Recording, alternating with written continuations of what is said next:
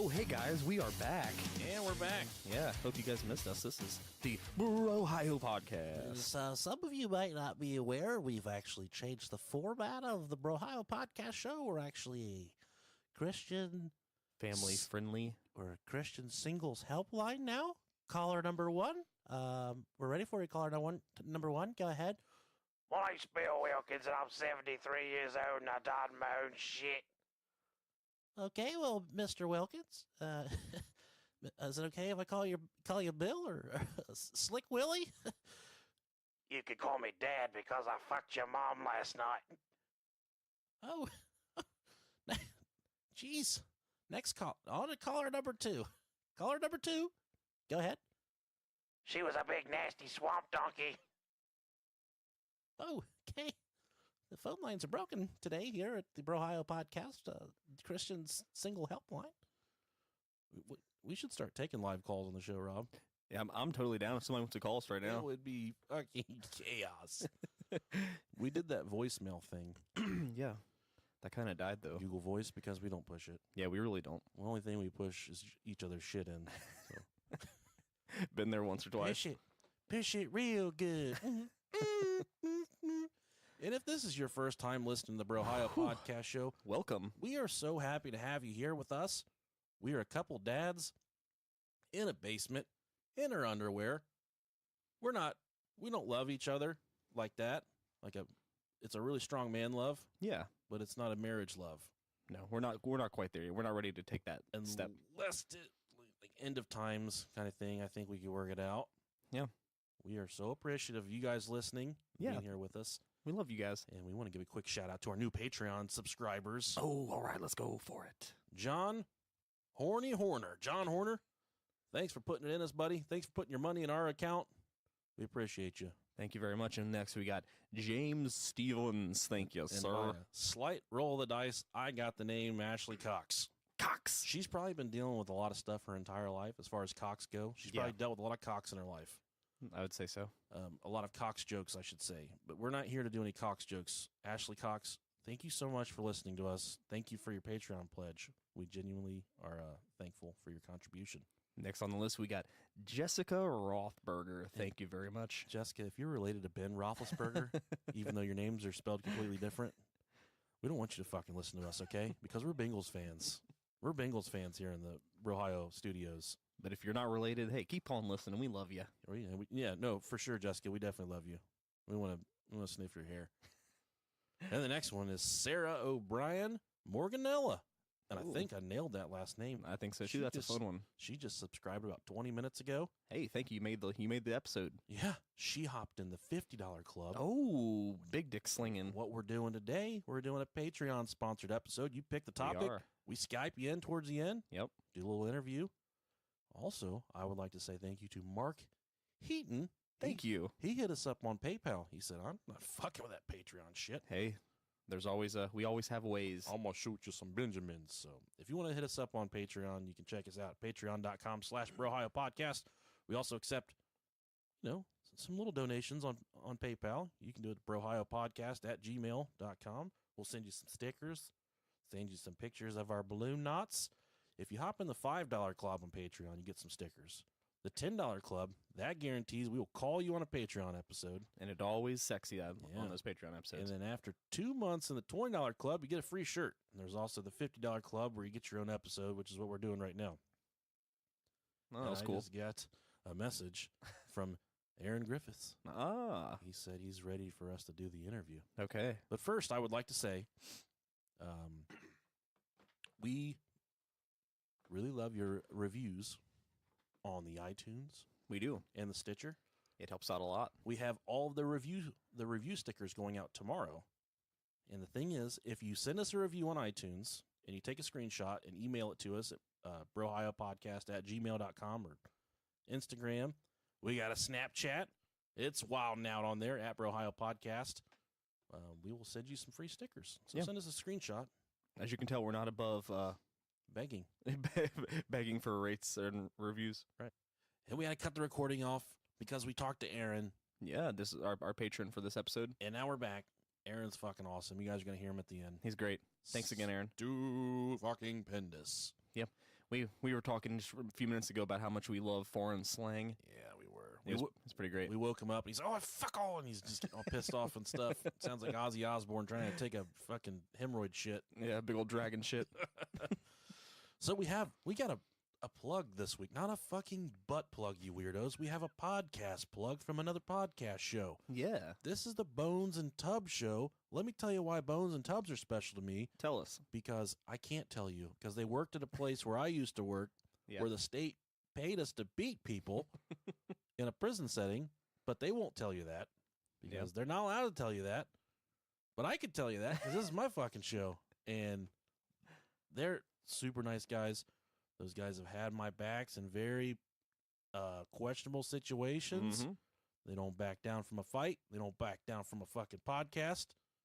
And they're real motherfuckers. And they're funny. They talk about super government conspiracies, deep, deep, deep, deep stuff. I mean, the craziest conspiracies, they're all the way in it. Some dark shit. These motherfuckers, they live in the wormhole. So That's a fun place to be. Here's the Bones and Tubbs podcast. Have you ever thought that the government may be keeping secrets from us? Perhaps may even be in cahoots with secret, dark occulted groups that are bent on domination of the human race? Hi, I'm Bones. And I'm Tubbs, and together we're The Bones and Tubbs Podcast. A weekly podcast dedicated to helping uncover the hidden truth of the deep state and the dark occult. We also like to help shine light on those warriors of truth that have dedicated their life's work to enlightening and bettering humanity. Join us every Thursday as we travel down a different rabbit hole. And try to discover the dirty secrets that they don't want you to know about. You can find us on iTunes, Stitcher, Beyond Pod, and many other podcatchers. And don't forget to like and follow Bones and Tubbs on Facebook and Instagram. Or check out our website, www.bonesandtubbs.com. The truth is out there for all of us to discover. And we plan on doing it. One episode at a time. Hell, motherfucking Yeah. Go check them out. That sounds like some good shit. Go leave them a review. Tell them the delicious Nicolicious sent you.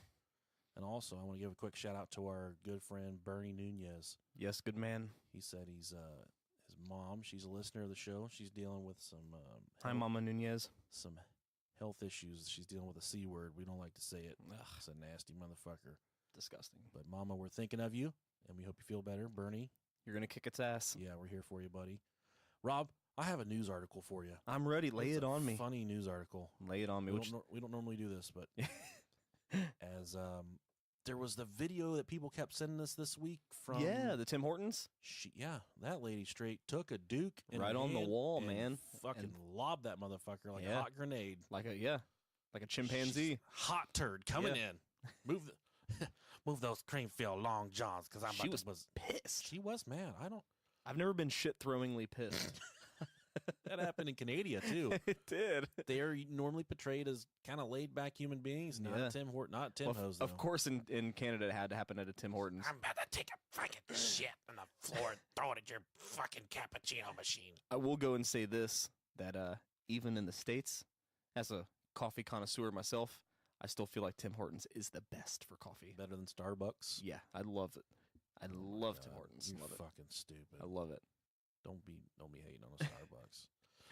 Not at all. But Tim Hortons' actual coffee is really good. I like that trucker sludge. You get down there at the Shell station, down there, Travel Lodge. You got to pick the beans out between your teeth. Let that goddamn coffee marinate in some guy's crotch all night, and then they dump it in a coffee pot, and you get that trucker sludge. Hell yeah. As Japan's population continues to age, more and more problems are beginning to arise. While many of these problems are expected, some are anything but. Take, for example, a news story which just broke earlier today in Japan involving an elderly pimp got arrested for allegedly pimping out her elderly prostitute. According to Tokyo Metropolitan Police, on April 16th, Yomiko Ono, the 70-year-old karate dojo owner, that's not in there. I made that up. The 70-year-old manager of a kind of a call girl service referred to in Japan as Delivery Health. Wow. Okay. I'd like to order a blowjob. No, not I don't. Health check. I'm sorry. Yeah, no, not a woman. I want the referred to in Japan as a delivery. Delivery Health dispatched a 69-year-old woman to engage in sexual intercourse with a 69-year-old male client in a hotel in Tokyo's Taito ward. Ono has been arrested for violating the anti-prostitution laws. She has admitted to the allegations. Authorities say that Ono operated a call girl service called Daijoku, which specialized in mature married women. Wow, that's a thing. Good for them. Yeah. Got them motherfucking cougars coming up in this hotel, bruh. You sit here, you call this number, you talk to old Daijoku Ono. You get some goddamn cougars up in this motherfucker. They're tapping into that senior citizens market. I like that. Can you please stop fucking me from behind so hard you knocked my colostomy bag off again? There's shit all over the fucking floor. The business employed a total of 13 women ranging in age from 37, that's right there near my wheelhouse, up to 72. No, hard pass. And with an average age of 54. Nope, no thanks, Mom. Over the past 12 years, it's believed that Ono's business brought in more than 200 million yen, or 1.8 million burger bucks in American dollars in sales. Hey, good for them. Now, here's my thing. How are you going to deny old people love? Here at the Brohio Podcast Show, we don't care about your age. Hell no. We'll beat that thing up. We don't care. I want to know who the oldest person is that listens to us. If you think you're the oldest person that listens to us, let us know. I want to know how old you are. Well, they have to be older than 59 because my mom listened last week. Yeah. My dad's been making her listen. I'm not happy about it. If you're older than 60, I'll fuck you. Yeah. I don't care if you're a guy or a girl, I'll fuck you. I will, too. I think I've seen a couple. I know, what's her name? Janet. She proclaimed to be grandma at one point. I don't know how old she is, though. Janet. Age-ass Janet. She's been listening to us since the very beginning. Very beginning, yeah. And we love Janet so much. So let's You really could, like, if she's like in her 30s, you probably could have really just offended her. She's not. She's not, I promise. You just proclaimed her as like an old grandma. Yeah, we love you, Janet. So let's get into the story here. We got Maddie McCann. Madeleine McCann. She was a young girl that went missing while on holiday, or as we like to call it in America, living off the government. No. Vacation. Yeah, he's on vacation. Yeah. Holiday sounds so much more enjoyable, though. I'm going on a holiday. I'm going on holiday. Right. Bill Wilkins, he stays on holiday. That Oh, yeah. sick fucker calling in, trying to mess up our new format. Shitting in his board shorts on the beach somewhere. I just took a shit in my fucking board shorts and I shook my leg in it. Fucking shit rolled out of my board shorts into my flip-flops, and then I stepped in my own shit, and I fell down and I hit my head and I landed in my fucking chair, and now I'm dead. He's wearing flip-flops and it got in between his toes. Bill Wilkins got big nasty yellow toenails. They're about as thick as a bag of potato chips. Look like Fritos. Curled up under my toes. When I take my sandals off when I walk on the pavement, it causes fucking sparks. Make goddamn fires with my toenails. Gotta love Mr. Wilkins. I love that guy. Sassy piece of shit. He hasn't been here for a while. He's. I lit a candle before he came in. That's the key. Is I gotta light a candle in the studio before. It would pour out his emo. Yeah. Right I on the know. ground. We need to get in the episode now, but we brought Zima back, Rob. It's back. We did once again. It's been like the 5th time. I know. It's back. We're keeping it going. The resurgence. Put some fucking Jolly Ranchers in that bitch and drink it. Tell us about Maddie McCann, Rob. All right. So starting out with Maddie McCann, she was born on May 12th, 2003 in Leicester, England. So this is Leicester. Chester the molester. I looked up the pronunciation, so it said Leicester. So if I'm wrong, oh fucking well. Lester's the guy at the gas station that pumps your gas. Yeah, it looked like Leicester to me, but okay. My name's Lester, and I couldn't help but notice you got a flat tire in the back. Sure would be a shame if someone snuck in your house and fucked you in the butt after you're done at this gas station tonight. I see you got a license plate there, and I got the number off of it. How far you got to go away from this gas station? Please get away from my car, Lester. Yeah, go, Lester. Get the fuck out. So she was born to the parents Kate and Gerry McCann, both of whom were physicians. And just to get it straight right now, it's Gerry, and he spells it with a G. He spells none of that J shit. Gerry. So I am immediately suspect of this man right here. Right off the bat. Because any fucking lint-licking mud muncher that spells Gerry with a G, you are suspect numero uno. Yeah. I completely agree. That's the kind of guy where you're sitting there on the park bench, mind your own business, and he farts in his hand and throws it in your face. That's the kind of guy that Gerry is. He says, "Hey, you done with that sandwich? Because I got a little snack for you." And he throws it and he fucking runs. Got a little snack for you. He just fucking burns out. Fucking Americans. Oh man, I could so see that happening too. Damn you, Gerry with a G. You fucking fart thrower. So, starting off here, you have the McCann family who they take a good old week-long vacation, or as they say, a holiday. Yeah. And they go to Portugal. It's a holiday, Rob. Yeah, it is a holiday. They go to Portugal. They go to Portugal with 7 other friends. I believe it said that amongst all of them there was 8 children.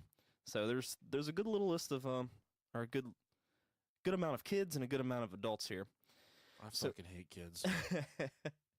So I have the next notes I have start on the day of the disappearance. I believe you have a little bit more going into the day before. Rob, I got a minute by minute analysis. Yeah, of you what got a breakdown happened of a timeline on the day that she went missing. Let's go with the day.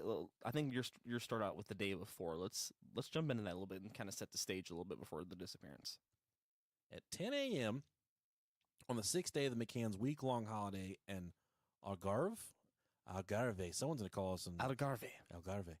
The couple placed their daughter, Madeleine, and her twin siblings, Sean and Emily. We had to look that up real quick because we're fucking idiots. You don't want to get yelled at. Yeah, and the Oceans Club's Kids Club while they go for a walk.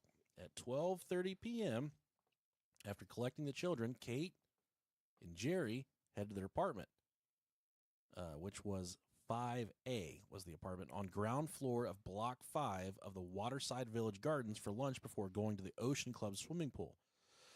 At 2:29 p.m., about 2 hours later, the last photograph of Madeleine is taken at the pool. The camera clock reads 1:29 p.m., but the family says it was out by 1 hour. At 3:30 p.m., the children return to Kids Club. At 5:30 p.m., the children eat dinner at the Kids Club. Then at 6 p.m., Kate takes children back to the apartment while Gerry goes to an hour-long tennis lesson. Oh, that's fun. Stop for 1 second. You're on a fucking vacation with your family. Yeah. And you got to leave to go get for tennis lessons. Tennis is fun. Tennis is a lot of fun. There's a lot of fun to be had just completely whacking your balls around. Hey. I agree with it. But when you're on vacation with the family, I would think that you would leave the tennis racket at home, which I'm going to connect all this in the end of what I think he was really doing. Okay. I'm ready. Okay. Then at 6:30 p.m., Gerry asked David Payne, one of the so-called Tapas 7, to check on Kate and the children at the apartment. At 7 p.m., Gerry returns to the apartment, and the children are put to bed in the front bedroom overlooking the car park and beyond it. Madeleine is placed in the single bed nearest the door. There is an empty bed against the opposite wall beneath the window. Between the two beds are 2 travel cots containing the twins. Because we haven't really touched on that yet, but she did have twin siblings. Yeah, they were younger than her, so I think they were 2. Yes. Yeah, and she was 3. At 7 p.m., the McCanns shower and change. Then at 8 p.m., the couple share a bottle of wine together. Aww. Here we fucking go. Did they drink it Brohio style? Did they pop the cork and shove it in their ass, Rob? Do a handstand and just take it all. Just Open up. till that thing quits puckering. Yep. Let it go. And at 8:35 p.m., the McCanns are the first of the group to arrive at the Tapas restaurant, only 50 yards away from their apartment, but not with their kids. Right, because, yeah, The come on. Kids are asleep alone in the apartment. Mm-hmm. And at 8:55 p.m., 20 minutes later, the group has ordered starters when the routine of checking on the children begins. Matt Oldfield goes to check on his own apartment. He also tells the Paynes, who are still in their apartment, that the group is waiting for them at the restaurant. Yeah, like I said, there's a group of adults and then there's a larger group of children. So they're taking turns like in stride each night to check on the children because they're all leaving their kids behind. Yes, this is not just one couple here. They're all kind of so they're intermingling and they're like, hey, it's your turn to go check on your kids. Okay, they get back. The next family will go check on their kids, so on and so forth. And the thing is, there's a lot of intermingling. They're swapping wives and having sex with one another. Hey, And party on. everyone complained about how bad Gerry stunk. They said that he would hold you down, he would fart in his hand, he would throw it at, and he'd try and put it on your neck. He'd try and slap it right on your neck. Gerry with a G. You know, this is going to keep popping up. This is reoccurring, Rob. Never trust them. Then at 9:05 p.m., just 10 minutes later, Gerry returns to the apartment through the unlocked Oh, Gerry, you fucking fart thrower. unlocked patio doors to check on the children. Oh, that's God's child right there. Earlier that week, the McCanns had used a key to go in through the front door next to the children's bedroom, but worrying the noise might wake the children, they began using the patio doors, leaving them unlocked. This was kind of, they were doing it all week, man. They were leaving the kids to sleep. And I'm suspect of this again. They're leaving the kids asleep in this apartment all night long. And fucking kids don't sleep all night. That young, though. I mean, that's what's crazy. 2 years old, and 3 years old. They're leaving the door open. My kids woke up all the time at that age. And if they didn't see me anywhere near them, or I should say my wife mostly, they flipped their shit. You know, they just wake up and don't see anyone. Yeah, what are they going to do? They wake up to take a big old drag and shit, and there's no one around to help them. Yeah. At that age, those kids still need their asses wiped. Yeah, They're absolutely. probably still in diapers. Yeah, nappies. Nappies. We learned that the hard way. Didn't So Gerry with a G, he enters the apartment and sees that the children's bedroom door, which they always left slightly ajar, is now open to 45 degrees. Thinking this is odd, he glances into his own bedroom to see if Madeleine has gone into her parents' bed. But he sees that all three are still fast asleep where the McCanns left them. Putting the door back to 5 degrees, he went to the toilet and then returned to the restaurant. This is the last time he would see his daughter. The most hair-raising thing about this entire story for me is that the whole entire time that they were checking on these kids, there was potentially someone already in the apartment when they were doubling back to check on them. Whether that was, we'll touch on it later. We'll go into a bunch of different theories as to what could have happened. Pedophile? Was it someone from an organized crime family? Was it a swamp donkey? What was it cruising around the apartment in there that we don't know, obviously. We don't know, yeah. But then at 3 minutes later, 9:08 p.m., Gerry sees Jeremy Wilkins, another holidaymaker at the resort. No relation to Bill. No relation to Bill Wilkins. On the opposite side of the road as he walks back to the tapas bar and crosses over to talk. Wilkins and his partner are eating in their apartment since their youngest child will not settle. Fucking awesome parents. Our kids won't go to sleep. Yeah, so we're going to stay with them and eat our dinner in. The two men spend several minutes talking. At 9:10 p.m., Jane Tanner walks up the road unnoticed by Gerry and Wilkins. Although she sees them, she spots a man walking quickly across the top of the road in front of her, going away from the apartment block and heading to the outer road of the resort complex. He's carrying a sleeping girl in pink pajamas who is hanging limply in his arms. The sighting is odd, but hardly exceptional in a holiday resort. Her daughter is fine. Tanner returns to the table.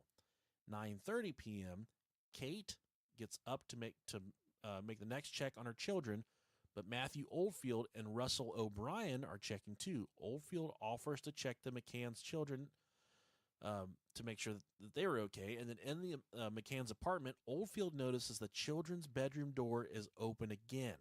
But this means little to him. He merely observes all is quiet and makes a cursory glance inside the room, seeing the twins in their cot, but not directly seeing Madeleine's bed from the angle at which she stood. Afterwards, he could not say for sure if she had been there or not, nor could he say if the window and the shutter had been opened. He would later get a hard time from the police because of this. During the interviews, he was aggressively accused of taking Madeleine, coming under suspicion because he had offered to take Kate's turn. Now, I work this horrible schedule I've told you guys about before. When I wake up in the middle of the night to go to work, I go to work at 2:30 in the morning. I check on the kids. And part of me checking on the kids is not just peeking in and seeing hair, because if there's one thing I've learned from the escape from Alcatraz, they can make paper mache heads and fucking fake hair, and they can sneak out and never find them again. I go in, and maybe this is the former correction officer in me. I look for living, breathing skin. I look for a chest that's raising and going up and down, not because I want to make sure they're sleeping, but to make sure my fucking kids are alive. It's just something, I don't know if that, I've talked to my wife about this, and she's the same way. That when you check on, you always, when you look at your kids in the bedroom to check on them at night, I always look for the chest going up and down. Right. To make sure they're breathing, not just like, oh. And I would have to imagine at this point, these motherfuckers are so drunk. Right. They're partying. They're stupidly drunk. turning up. Yeah, they're getting turned. They're fucking each other. They're just trying, everyone's Jerry's throwing farts. trying to have sex, but trying to stay away from Gerry with a G. He's got them wine farts. Yeah, you know, he's eating cheese and drinking wine. This is going to be a sweet one. I want to slap this one on your neck. How's that feel? You sick fuck, Gerry. Gerry, if you're listening to the Brohio podcast show, we would like to meet you in a cage fight. We'd like to fucking punch you right in your fart sucker. Let's challenge him to a fart off. I challenge you to a fart off, Gerry, with a fucking G. Good luck against Nick. And I will wear a G string when I defeat you, Gerry, with a G. I'll split that thing right in half. I don't care. Now, at 10 o'clock p.m., Kate checks on the children. She becomes alarmed when she reaches out to the children's bedroom door and it blows shut. Demons? Poltergeists? No. She becomes alarmed. Sorry, I got ahead of myself there. Inside the room, the window is open and the shutter is up. The twins are sleeping, but Madeleine's bed is empty. All right, so this is red flag number one here. Traditionally is red flag when your fucking kid is missing. Yeah. But when I read this the first time, like, God, the fucking door slammed shut. Someone was in there and slammed the door. No, it was just the wind. Yeah. The way the wind moves through the building, it slammed the door shut. Shortly after 10 p.m., Rachel Oldfield goes to Tanner's apartment to tell her Madeleine has been taken.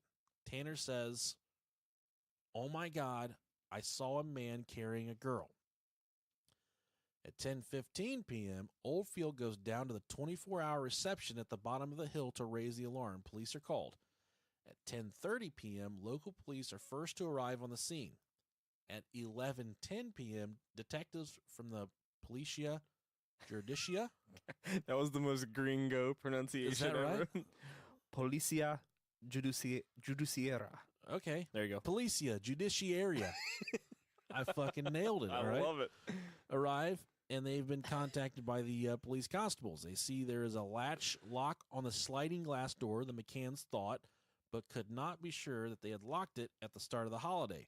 Later, it was discovered that it was common for cleaners to open the shutters and windows to give the rooms an airing, because Gerry's just walking around throwing farts like razor blades. That place had to air out thoroughly. So there is no way of knowing for sure whether the window was locked that night or not. Then, all right, hold just to double back for a second. All right, let's double back. They said that whenever Gerry's wife, Kate, yeah, when she left the apartment, when she discovers that Madeleine's missing, right. she leaves the apartment, says she's screaming, "Oh my God, they took Madeleine. Oh my God, they took her." At this point, and I've talked about this before, I've assisted in some breaking down some 911 calls very early in my law enforcement career. It was a gentleman that was building a master thesis and he's an educator now, and it's called "Is the Caller the Killer?" And there's certain flags that he would look for as far as determining whether a 911 caller was actually the one who committed homicide in most cases. There's a lot of different times a murder is committed, and the person that calls 911 is suspect numero uno. Right. Whenever, they start the investigation. Yeah, and I would assume that the fact that she automatically says they've taken her, that's a red flag for me. Horribly bad red flag, yeah. If I was sitting down, breaking down these tapes with that old lieutenant, he would say, "Write that shit, because that's fucked. Something is fucking sticky right there, and I don't like it." My thoughts exactly.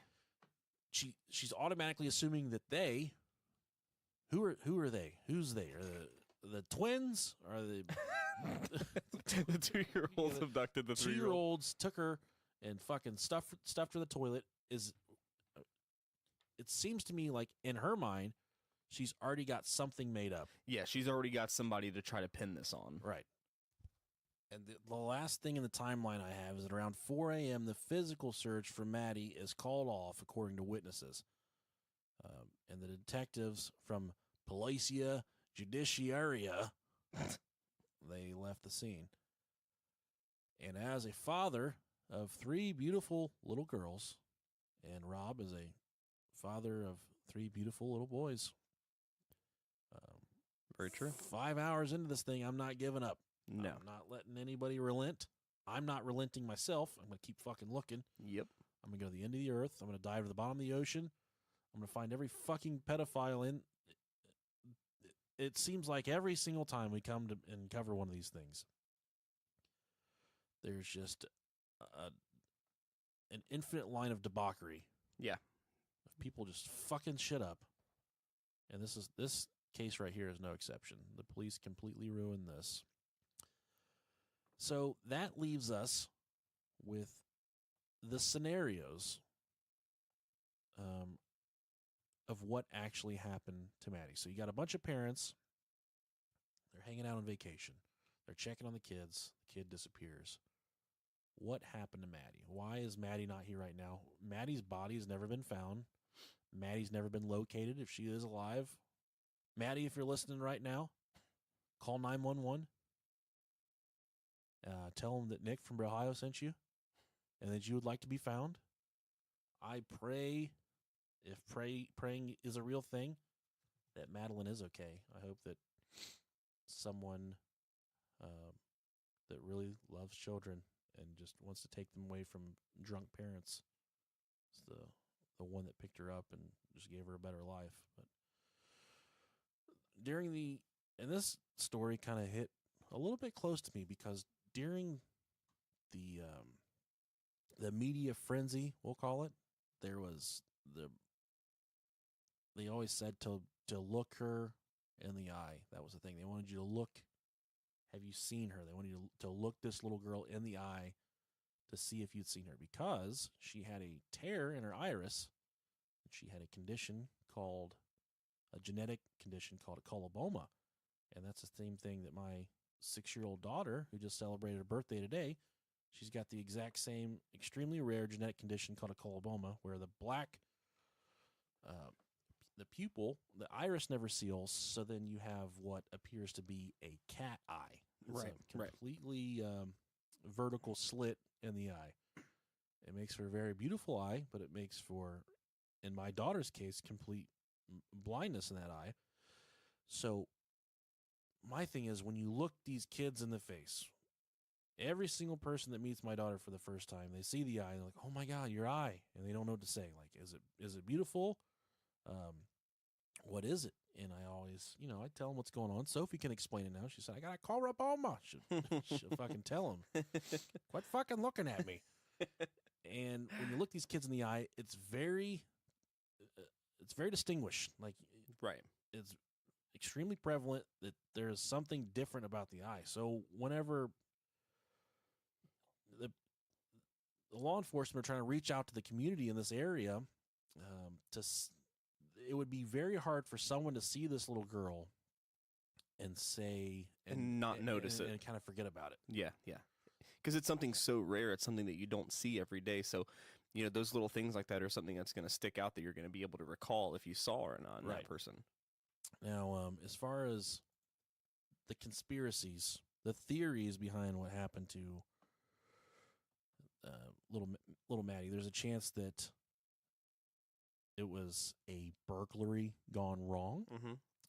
It's been found that there have been a 4-fold increase in the number of burglaries in the area the months leading up to to Madeleine's disappearance. And we want to thank our research assistant Courtney for all this information. Thank you.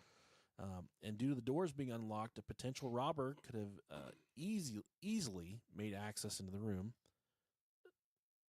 But now, one thing that I've learned from the law enforcement experience, some people will call and say, they'll call the police and say, "I've been robbed." And a robbery is when someone brings a fucking knife up to your neck or puts a gun in your face. That's a robbery. A Right. robbery is not when someone Breaks into your house. and steals all your dildos and rides them off into the darkness.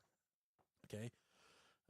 So, in the aspect of a burglary, when someone breaks into your house to take your belongings, not rob you, but to take your belongings, the first thing in their mind is finding things of sizable value so they can sell the fucking things and make money. They're not looking to fucking take your kids and steal your kids. But police believe the string of increased robberies came from a gang of thieves, and Madeleine had been snatched up after waking up and disturbing the intruders. As far as this theory goes, this one holds no water for me. I wish to dismiss this theory because I think robbers would just run at that point. You would think. A 3-year-old isn't going to cause you much problems in the witness department, I don't think. One other thing we have here is that was bogus charity collectors. In 2013, investigators looked into a group of fake charity collectors that had been knocking on doors in the area around the time Madeleine went missing. It's thought that criminals were posting as charity collectors as a way to scope out the apartments in order to burglarize them. Police issued images of the men in question, but as far as more information is concerned, it hasn't gone anywhere beyond, just kind of everyone kicking around that it was possibly these bogus charity collectors. Now, this is where it starts to get a little hairy, Rob. All right. I'll let you get this one. Yeah, the next one we get into that she could have possibly been stolen for a childless couple. So, due to the lack of evidence that Madeleine is dead, it has been suggested time and time again that she may have been stolen by criminals for a wealthy family.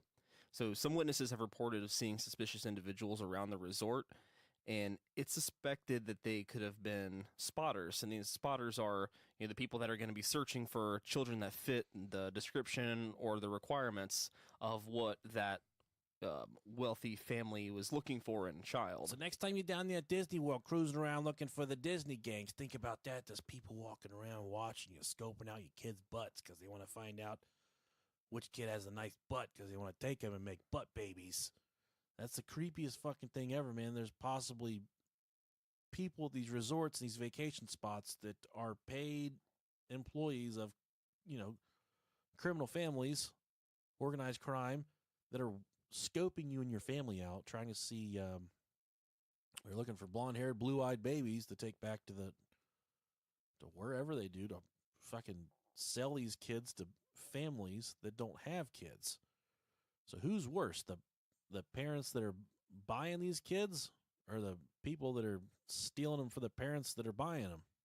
Yeah, it's God damn. they're both fucked regardless. Fucking assholes. Right. Then from there, we get into the gang aspect. So these are abducted by a pedophile gang.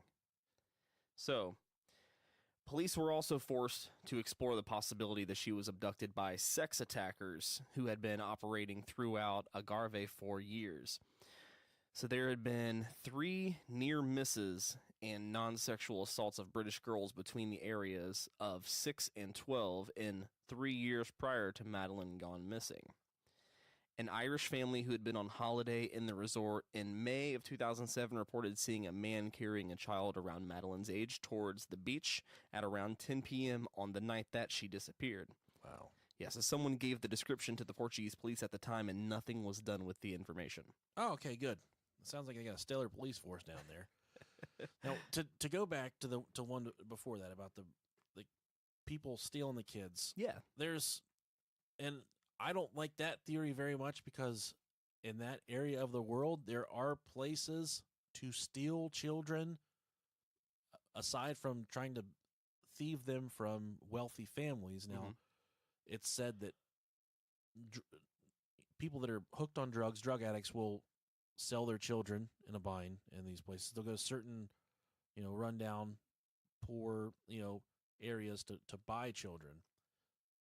So for me, if I'm one of these people that are stealing kids, I wouldn't necessarily start with a luxury resort and where I have to work so hard to break into an apartment to get Right. a child. I would start with an area where I can buy a kid and it's not going to matter. It's going to go away after a few years. You know, no one's going to this kid doesn't have a footprint in the world, and you're gonna give it a life that it doesn't necessarily kind of saving its life, I guess, if you're rescuing it from such a bad situation. And now one of the other theories is this.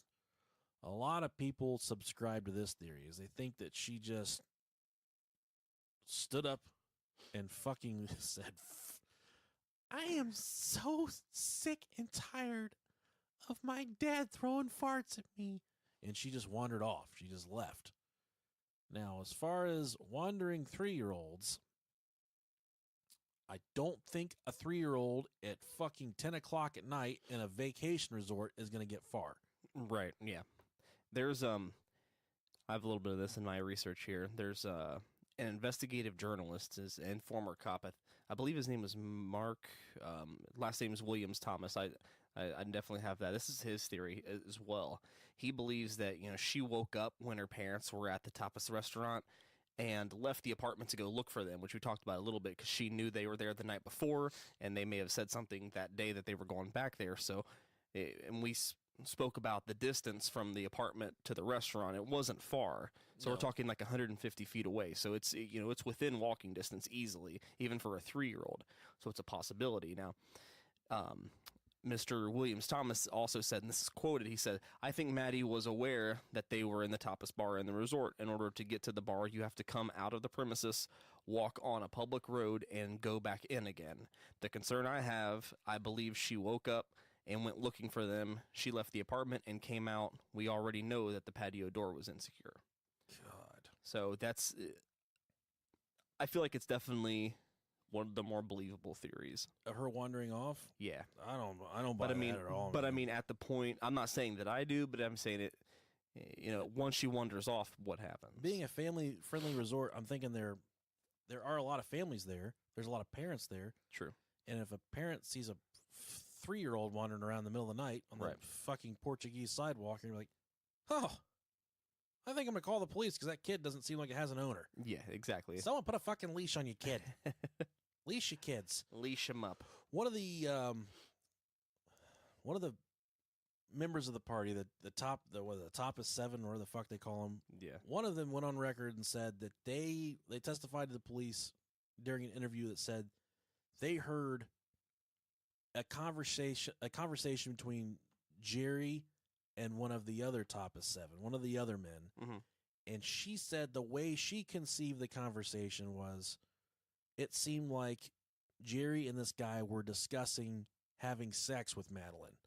Now, that's a fucking horrible to think about. Yeah.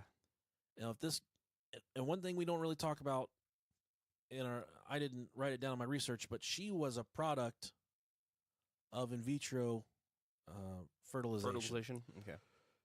So they had to put in a lot of money and a lot of work to have Madeleine. So to have this baby, you got a lot of bread invested in that kid, and just to have the kid and say, I'm gonna fucking give the thing away, or I'm gonna kill it, or I'm whatever. I think that's a little far fetched, maybe, but the thing is, when people do things like this, they're obviously not like you and I, and they're obviously making some pretty fucking stupid decisions. Mm-hmm. But she was a product of in vitro fertilization, and I don't necessarily think that if I put that much time into trying to conceive a child, I wouldn't just discard the child like that. And one of the top scenarios here I'm going to cover now is ultimately it was on the hands of the parents that they were involved. Yeah. Whether it be an accident or whether it be a deliberate murder. But a lot of people think that the parents are the ones. We can't call it a murder because we don't know if she's dead, but the disappearance of Maddie can be blamed on them. On September 7th of 2007, 4 months after Madeleine's disappearance, Kate and Gerry McCann were made arguidos. Did I pronounce that right? Did you look that one up? Yeah. In Portugal, it just means they were made They were suspects. Yeah, formal suspects in the case. The theory seems to have been that the two doctors killed their daughter by accident, possibly by giving her too much sedative in the hope that she would sleep while they went out to dine with friends at the tapas restaurant 40 yards away. We've all done it before, Rob. You give them a couple doses of Benadryl, you lay them in the bed. Melatonin. Actually, I've never fucking done that before. Nope. Before you pieces of shit call Children's Services. I have given my kids Mountain Dew before bed, just as a science experiment. Just to see what Doesn't work. No, doesn't work either. My oldest son has had melatonin before when he's having sleep problems, but No, but that's under the care of a physician. That's something a doctor tells you to do. It's an herbal supplement. I give my kids marijuana. I give them edibles to help them see the world in a cooler light, man. yeah, nothing astral projecting there. Hey, you like fruit roll-ups, kid? Try this right here. Now, the theory seems to have been that, like we said, they gave him the sedatives because they were doctors, so they had access to this stuff. Mm-hmm. And what would make you feel more comfortable leaving your kids alone while you're out, running on the town to know that They were heavily you sedated. fucking dumped them full of horse tranquilizer Right. and then put them in the bed? They're not going to wake up. No, they're not going to fucking wake up because they're goddamn comatose. So that's that theory. Yeah. The McCanns are then supposed to have hidden the body. Yeah, because at that point, say if they did, give them something or give her something to help her sleep, they had been throwing back the vino that night. So who knows if they, may have given her a little bit too much. It could have been something that was done accidental. And You never know. another one of my things is if they went back to the apartment and they said, they went to check on her, and they said, Jesus fucking God, we killed her. As practicing physicians, they're not going to say, we better fucking, unless she was so far dead at that point that they knew there was no bringing her back. They knew that she was gone. Mm-hmm. But as a parent, man, you're gonna cry out for help. You're gonna go every avenue available to you. Oh, I'm freaking out. I'm I'm yelling. I'm yelling to for say help. the least. I'm tearing the motherfucker. I'm raging, Rob. Yeah. I'm fucking raging. Yeah, there's going to be other people that are around me that are going to be coming out of their rooms, Yeah. and they're going to be able to attest that You're that I was freaking. And you're gonna be able to. You're gonna call for medical services. You're gonna Yes. try and find someone possibly more qualified than you are to help resuscitate your child. Because with this being a resort, I'm sure there was some type of a guest services or There was a 24-hour service. 24 hours. Yeah, right. I'm calling them right off the bat. So that's another thing that kind of throws me in a loop through this story, because I can't necessarily nail down what I think happened. you Yeah, know? and I would also have been making it a big point of people leaving my windows and doors open, yeah. knowing that I'm leaving my kids in there Right. while I'm not there at night. We practice. We record here in my basement, and I have like a basement door. And if I forget to lock that thing, hell hath no fury like my wife finding out that I forgot to lock that motherfucker. Right. We keep the house unlocked, so any of you sons of bitches trying to come here, No luck. no luck. Nah. You got No, some no. attack kitties in here too. I got some shitty kitties running around in here. They'll shit on you. But also in this theory, it says that they supposedly hid the body. They faked Madeleine's abduction, and then weeks later, with the search for the 3-year-old in full swing, they put the corpse in the trunk of a hire car, and they hid it in some super secret location. The Portuguese police appear to have been bolstered in this belief that this, or something like it, could be possible by the reactions of 2 sniffer dogs brought to the resort by the British police officers in July of 2007. The 2 dogs, one was trained to detect human blood. The other was trained to detect the smell of dead bodies. They were taken to numerous locations, but only gave alerts, and this is where it gets hairy, Rob. They only gave alerts inside the McCann's holiday apartment.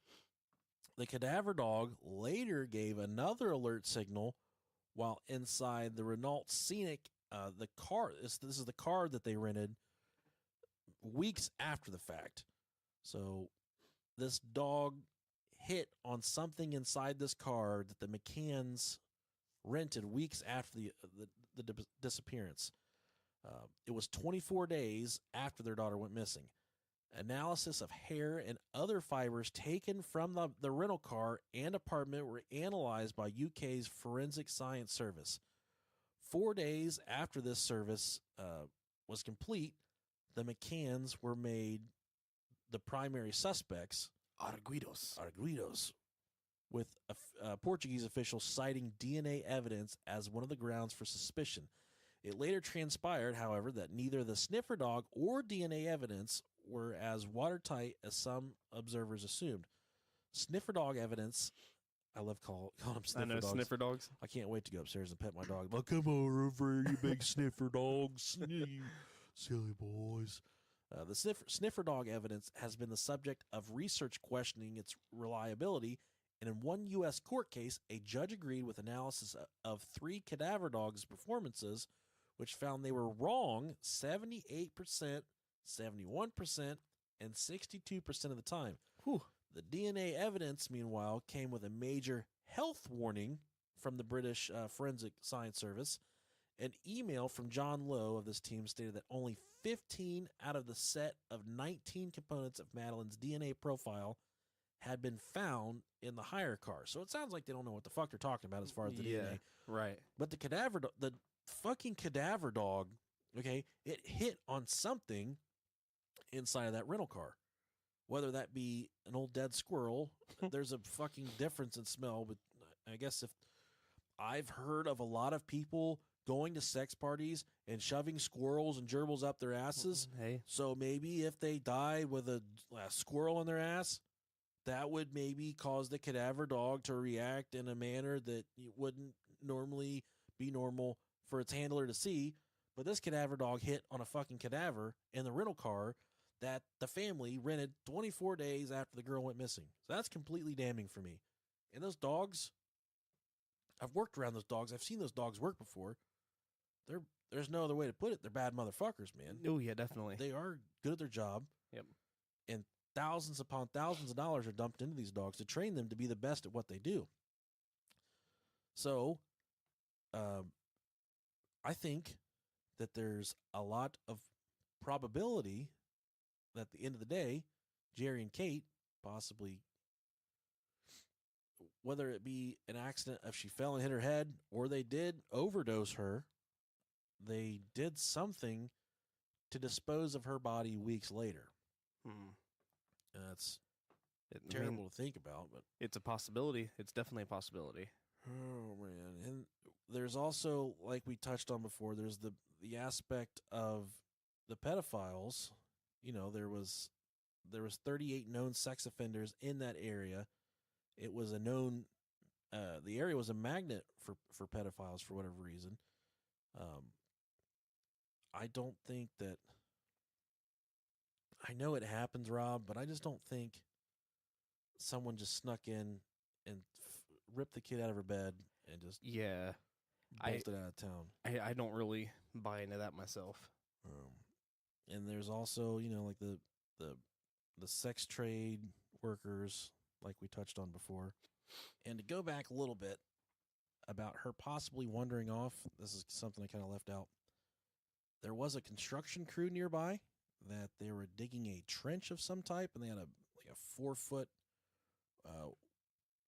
wide trench that was about 6 feet deep. Some people believe that when she wandered off, it was possible that she wandered into that, stepped into that trench and fell and knocked herself out. But usually when you knock yourself out, you eventually fucking wake up. But they think that she fell in that hole and completely rendered herself unconscious. And that the construction crew, they didn't notice it, and they filled the trench up the next morning. But that theory was disputed by the engineer and the foreman in charge of the work that was being done, who both insisted the trench was checked by them and the police. Other accident theories are that she was possibly hit by a drunk driver. I mean, this is all, situational stuff that a fucking meteor flew through the goddamn apartment and she got stuck to it, and that's what she's on the immediate. I mean, it's just stupid shit that Yeah. there's all kinds of stuff that we can make up.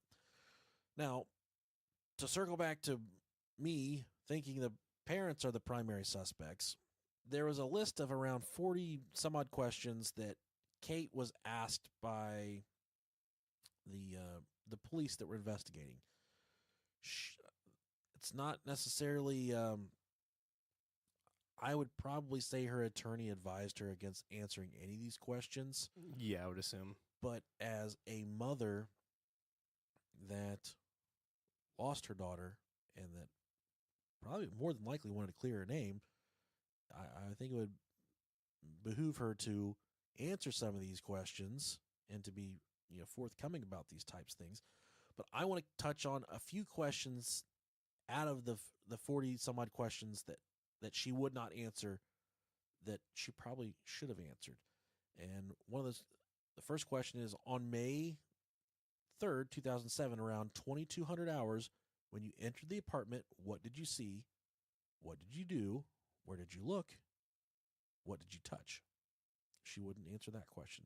The next question she would not answer, why did you say Madeleine had been abducted? And like I said in the beginning, why did immediately you To make the claim right off the bat, you jump to it's very specific. Yep. She was abducted, even though, she might not have been. That was, in my mind, the what they had planned out in their brain. The next question she would not answer, assuming Madeleine was abducted, why did you leave the twins to go to the tapas and raise the alarm? The supposed abductor could still be in the apartment, correct? And these are the questions coming from the detectives.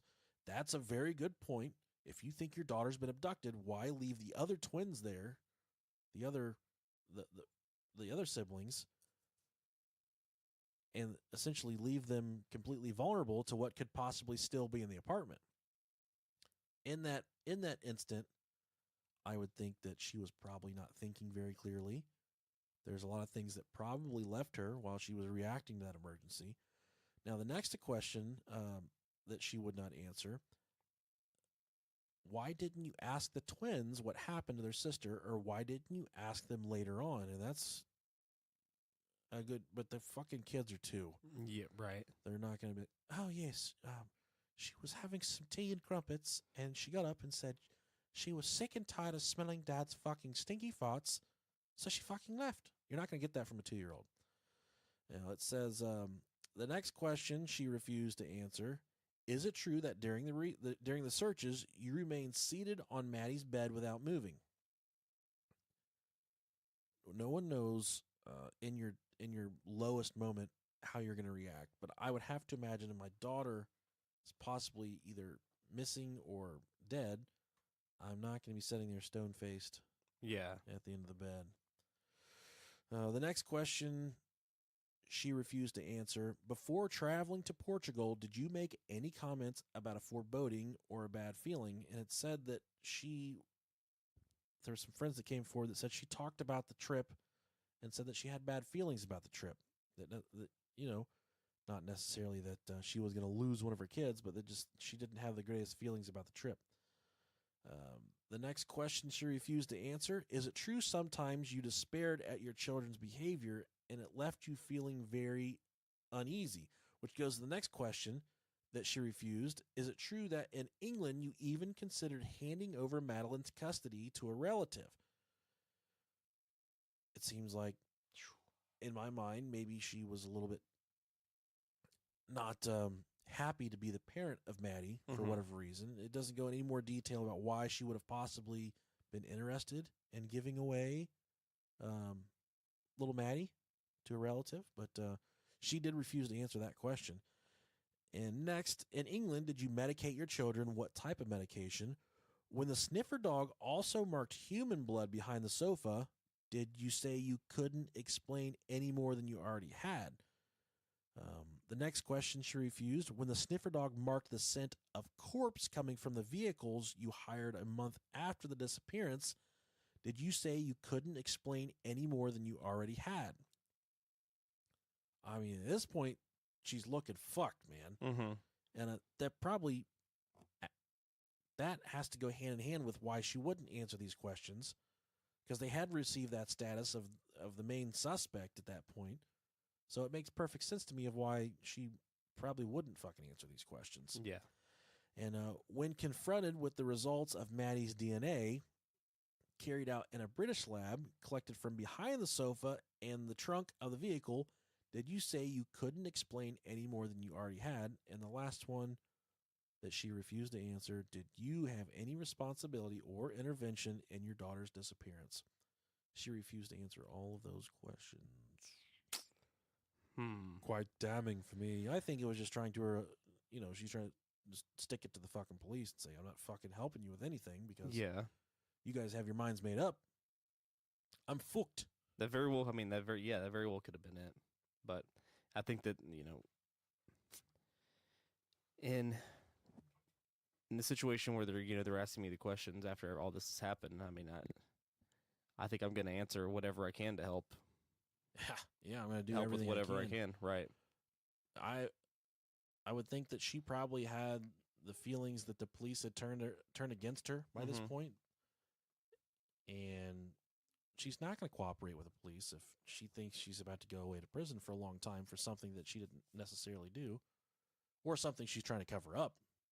Right.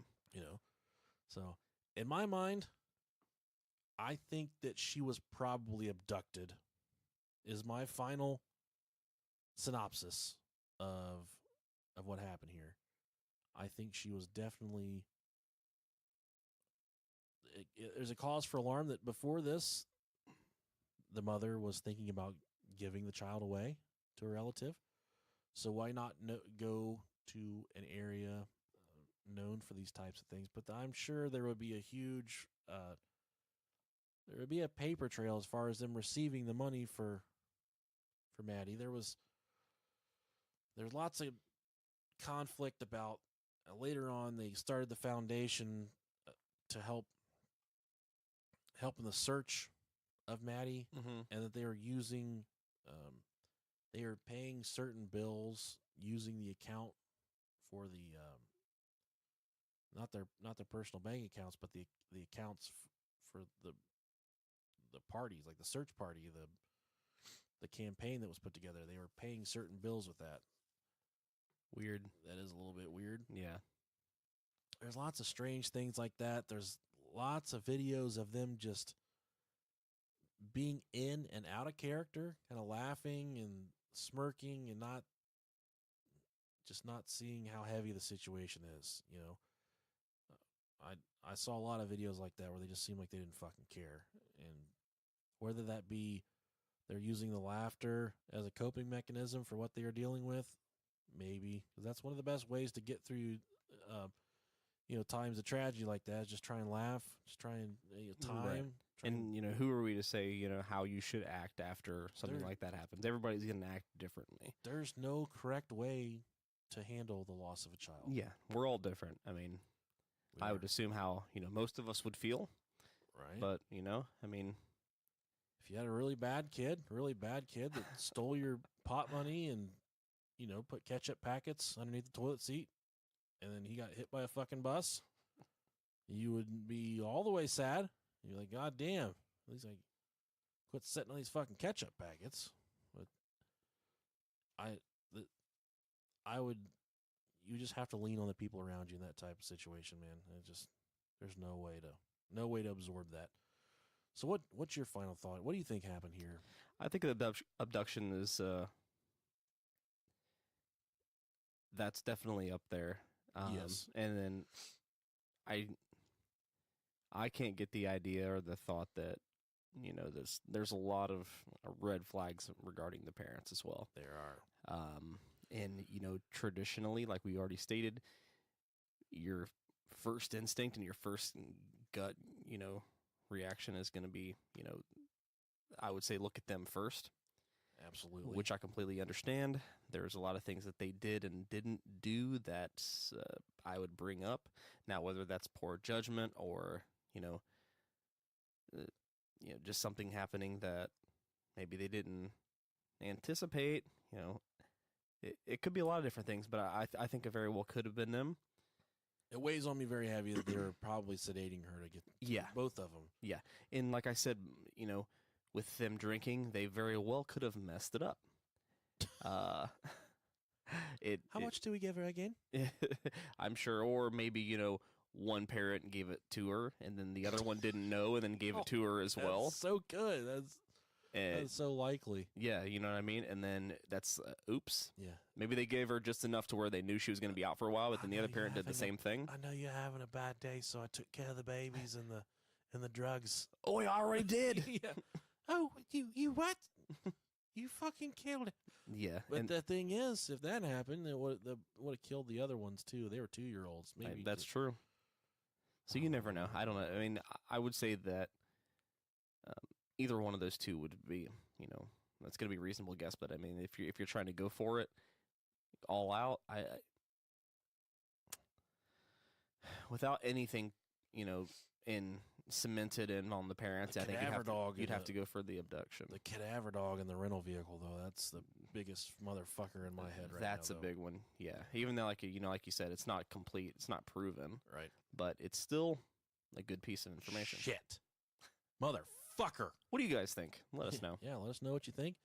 Now, we're going to put in the old interview with Aaron. Yeah. Hope you guys enjoy it. Thank you, Aaron, for sponsoring the episode, brother. Yeah, thanks for listening, everybody. We'll let you know. Or I probably won't let you know what we're doing next. We'll just do it. I know what we're doing. Okay. Okay, you know, too. You just don't remember right now. Nah, probably not. All right, well, thank you guys for listening. We love you. All right, and we're here with Aaron for the Patreon interview. Yeah. Hi, Aaron. How are you? Hey guys, what's going on? How are you? You know, We're alive. we're hanging in there. Now, it sounds like you might be from Brooklyn, New York, or like Boston. Where are you from? I'm actually from South Wales in the United Kingdom. We've probably pissed him off so many times with saying, like, oh, it's all the same. It's all the same over there. Understand. You do not know. So what? Just so we can clear this up, there's a difference between Isn't that where Amy's from? Wales. Yes. Okay. There's a difference between Wales and UK, right? Or Wales and Great Britain. Well, yeah, Wales is part of Great Britain, but most Welsh people they don't identify as Great Britain. They identify as Welsh. Welsh. Okay. That Mhm. makes perfect fucking sense now to me. Now, We're still going to fuck it up, though. yeah. Oh, trust me. Now, like we were talking about this before we started recording, but where Aaron's at, it's 3:30 in the morning. He woke up for this interview. Yeah. We've been trying to get him in for a while, but Aaron, I just want to say thank you for your Patreon pledge, man. We're happy to do this episode for you. Oh no, man, I love the show. Thank you. I don't really listen to many podcasts. This is one of the first ones that I found. Well, I'm But I sorry. do. I love it. It's my favorite one. I'm sorry. That's like a brutal prison rape. That's like just getting off. It's- You just can't get it out of your head. Well, we thank you for listening. It means, and for being a patron, it means a lot. Like, it helps out tremendously. Yep. And we got. Oh, dude, it's like I said, I listen to a few different podcasts, and like you guys are definitely my favorite. You're the only ones that I keep coming back to, anyway. Thank you. Thank you. We will never let you down, Aaron. We try not to. Even when you don't want it in you, we'll always put it in you. The podcast. Oh, dude, The podcast, that is. I'm ready. No, I'm ready. I'm ready. It doesn't matter what it is. Like, fuck it. I'm down for whatever. Yeah. Now, on to the task at hand here. You picked Madeleine McCann, which I did, yeah. you initially wanted the Las Vegas shooting. And I said, Mm-hmm. Rob and I will completely fuck that thing up and we will piss off so many people because everyone in America, they're still up in arms about that. Rightfully so. It was a horrible tragedy. But with the style that Rob and I, the style we use, it just wouldn't have went over that well. Yeah. So I said, give us something we can make fun of. That, yeah. No, I do understand. It's like kryptonite at the moment. I've noticed a lot of people don't really want But to touch it. give it a couple weeks, we'll probably hit on it. So I said, you know what, Aaron, give us something, not as bad, something we can make fun of. He says, how about this little dead girl? I said, yeah, that's fine. We'll fucking go with that. So, We've already touched on. Oh wait, never mind. We've already covered a dead girl before. oh, Jesus. I don't want to say touched on a dead girl because God damn it. that would have been John Bonet. That is. Oh yeah, John Benet Ramsey. That was a good.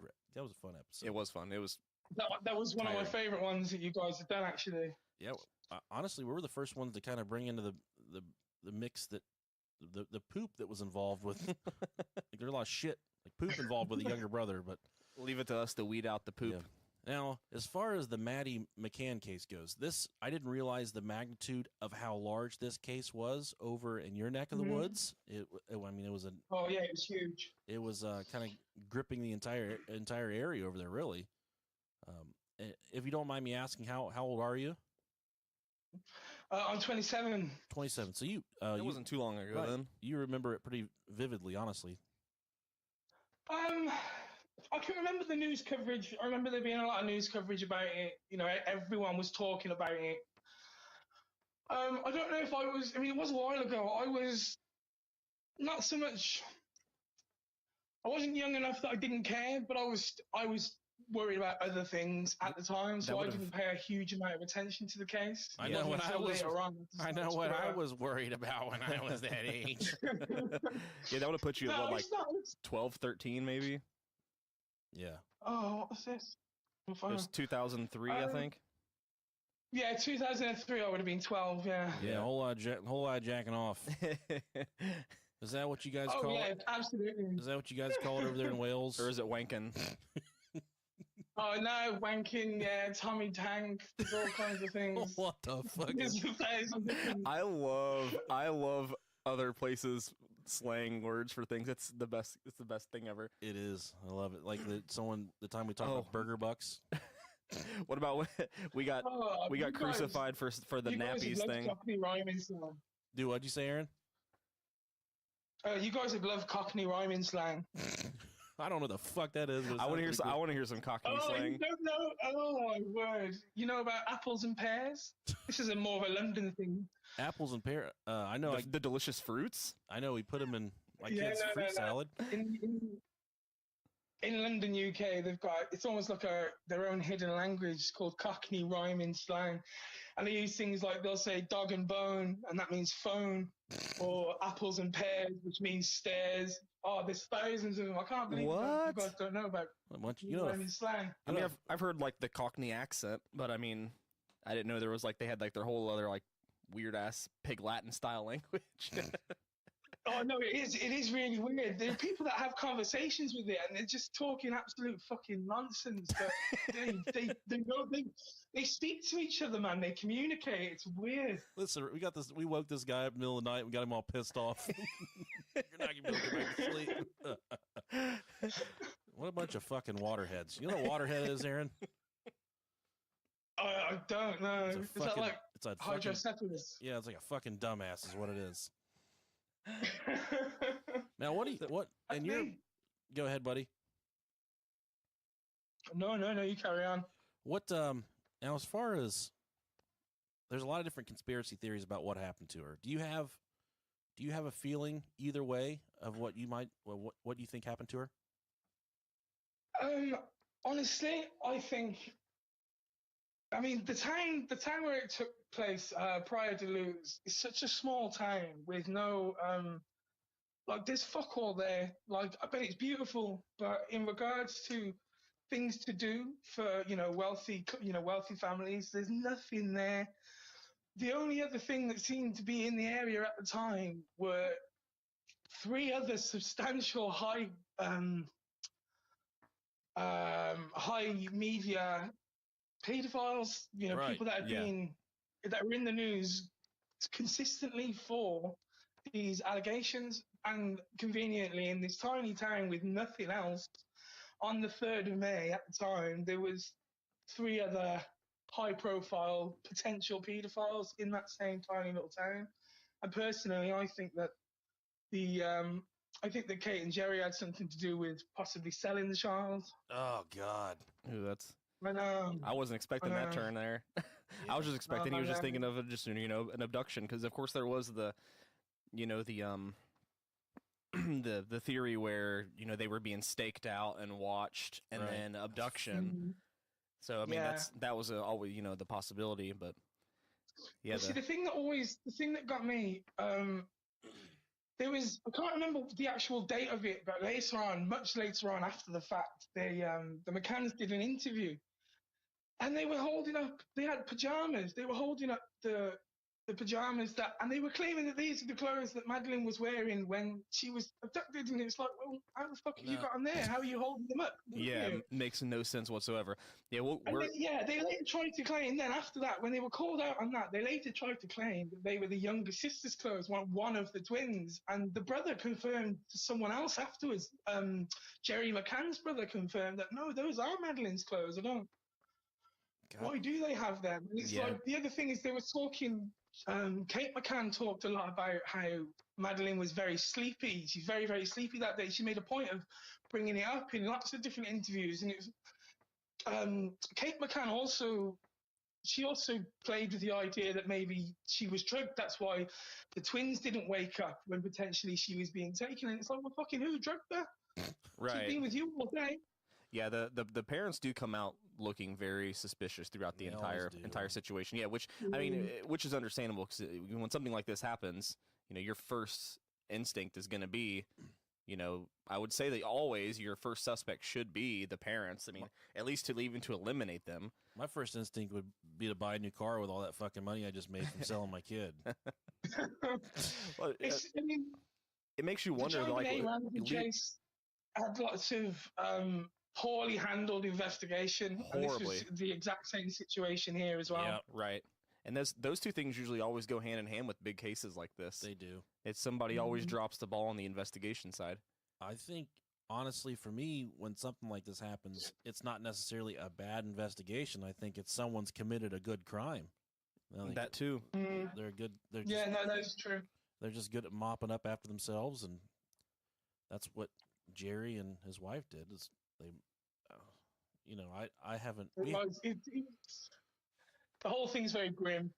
It is. It is definitely grim. But I think anytime you deal with a child disappearing and you don't know the circumstances, even to this date, it's kind of, it's kind of a dark and sad story. I hope she's still alive and she's doing well. But honestly, it like you said, it's very. That is a working theory, isn't it? There's a lot of people that believe that she could still be alive. Completely integrated into some other type of life now. Yeah, it's a possibility. I mean, you can't rule it out because you don't know. Maybe she's living in Wales, right there across the street from you. Should be. Are there hobbits? Are there hobbits in Wales?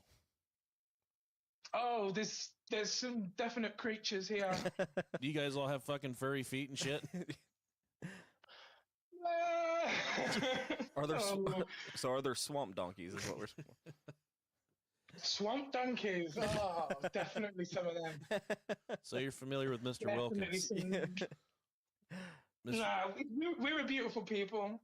My accent's off at the moment because I actually live in England at the moment. Oh, Jesus. Fuck. Some nasty work. You piece of shit. No, I feel like one. I wish I could go home. Were you in the bridal party for the royal wedding at all, or?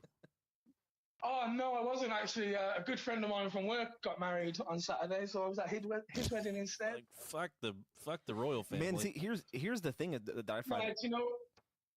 It's. Go on, sorry. It's weird to me that, like, a lot of people took that really seriously this weekend. So I can't imagine what it's like in England right now. Oh yeah. There's a bit of a divide, to be honest, because there are some people that, they're all for the patriotism and the hierarchy, and I'm just like, can't be asked to go and fucking wave to the masters. You know what I mean? 'Cause it's there you go. Yes. Do you know what I mean? There are people that camped out like 2 or 3 days. They could watch a fucking car drive past. I mean, I saw it on the telly on the night when I was ready. There was plenty of footage of it afterwards. When I was 18, I slept on a sidewalk for 3 days waiting for the PlayStation 3. So that's the kind of guy I am. Oh, no way. Yeah, I did. Really? Yeah, long story. I'll tell you about it later. Good for you. That's impressive. I did have sex with a homeless man inside my tent because one of those kind of when in Rome kind of things. Right, you got to keep warm on the sidewalk. Yeah, I said, get in here and whip your nuts out. Well, come on. So, all right, Aaron. Well, I appreciate you taking our call, man. I appreciate you waking up and giving us a good subject. No, thanks for having me. Yeah, absolutely. I'm sorry about that royal wedding bullshit, man. I really do. Nah. Do you We'll think get over it. Do you think they're gonna fucking kill her like they did Princess? The Oh last god one, damn or- it! Ooh, Die. you know, I would definitely sponsor a Princess Diana episode. I would love Yeah. to do Without a that. shadow of a doubt. Yeah, it's coming. It's yeah. Believe me. But I think it's funny that he married an American woman because I think it's because American women they shave their vaginas and they don't do that. Or I don't think they do that. And I think that you can obviously tell they have a taste because her and Kate Middleton kind of look pretty similar. So They it's do. Oh, it's all the middle class breedery. breedery. breedery. I'm using that for now. You've got to make sure the next generation of royals are all as equally good looking and Yeah. Might as well. What's the prince's last name? Does he have a last name? Do you know? oh, I don't care enough to know. I don't think I'm Alright. sure he has a last name. I don't think he's good enough to just have a mononym. It's probably his last name's probably Brohio. He just doesn't want anybody to fucking know. Windsor. Nah, you know, I think the royal family. I think their surname's Windsor, but it's actually Windsor was introduced at some point. I'm sure I remember.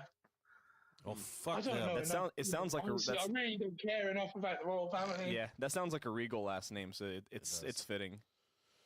Yeah, it is. I think that's their name. You know, ceremoniously, their actual surname. I'm not sure of. Yeah. Makes All sense. right, Aaron. Well, thank you, buddy. We appreciate it. Yep. Guys, thanks for having me. It's been an absolute pleasure. All right, man. Thanks. Get some sleep, man. Yeah, go back to sleep. Oh, trust me, I'm going. Definitely. All right, All right, man. Have a good night. take care, brother. Thanks, guys. All right, All right, bye. bye. All right. Well, thanks again to Aaron. Yeah, thanks for Aaron, and thanks for listening to the episode. We'll see you guys. See you guys next time. Bye.